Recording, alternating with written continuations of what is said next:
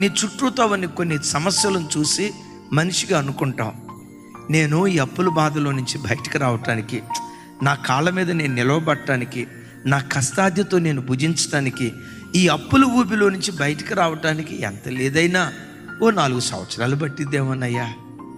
ఇంటిలో నుండే, ఈఎంఐలుండే, ఈ ఆర్థిక బంధకాల్లో నుంచి బయటకు వచ్చి నా కాళ్ళ మీద నేను నిలగదొక్కోవటానికి 4 సంవత్సరాల కాల వ్యవధి పట్టిద్ది. మనిషిగా నువ్వు లెక్కలేసుకుంటావు, తప్పేమీ కాదు.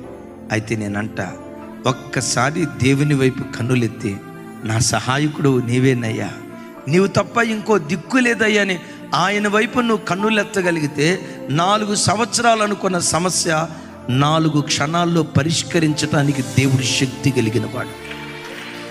నువ్వు మానవ రీతిగా లెక్కలేసుకుంటావు, అబ్బాయి ఇప్పుడు డిగ్రీ చదువుతున్నాడు, ఇంటర్మీడియట్ చదువుతున్నాడు, వీడు నా చేతికి రావాలంటే